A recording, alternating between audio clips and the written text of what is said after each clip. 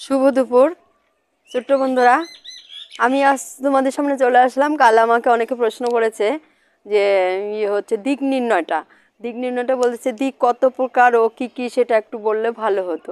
আমি তো বলেছি, আমি ভিডিওতে বলা আছে এর আগে, দিক হচ্ছে 10টি। কী কী? পূর্ব, পশ্চিম, উত্তর, দক্ষিণ, ঈশান, বায়ু, অগ্নি, নৈಋত্য,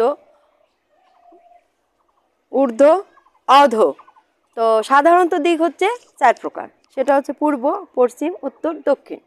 তো যাই হোক, মনে রাখতে হবে আমাদের, তাই না? কেউ কিছু বললে, বাবা মা বললে অবশ্যই মনে রাখতে হবে। তো সে এই দিক নির্ণয়টা কালকে অবশ্যই তোমাকে বলেছি, তো ভুলে যাওয়ার একদম চেষ্টা করবে না, সবাই মনে থাকবে। এবার আরও কিছু কিছু জিনিস, যেমন বাবা শিক্ষা দেয় যে স্যার ম্যাডামের কাছে, যেমন কম্পিউটার শিক্ষা, আবৃত্তি, ছড়া, তারপর নাচ গান সব কিছু অবশ্যই কিন্তু মনে রাখতে হবে। এক কান্দা শুনে সঙ্গে সঙ্গে শুনলাম, পরে অন্য কান্দে সার্ফ সটা দিয়ে বা শ্যাম্পু দিয়ে যদি ধুয়ে ফেলে দেয়, তাহলে কিন্তু সেটা কাজ হবে না। তো যেমন কম্পিউটার যেমন কিছু অংশ আমার অতটা মনে নেই, যতটা মনে আছে আমি বলছি। যেমন ধরো কম্পিউটারের অংশ, কম্পিউটার যে আমরা শিখবো, তো কম্পিউটার শিখলে তো কম্পিউটার পার্টস, বডিগুলোর নাম তো আমাদের প্রথমে আগে মনে রাখতে হবে, তাই না?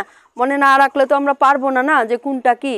তাই যেমন হচ্ছে যে প্রথমে আছে monitor, CPU, mouse, speaker, keyboard, DVD, UPC, UPS, laptop, pen drive, আর লেজার প্রিন্টার, স্ক্যানার, এইসব নামগুলো মনে রাখতে হবে।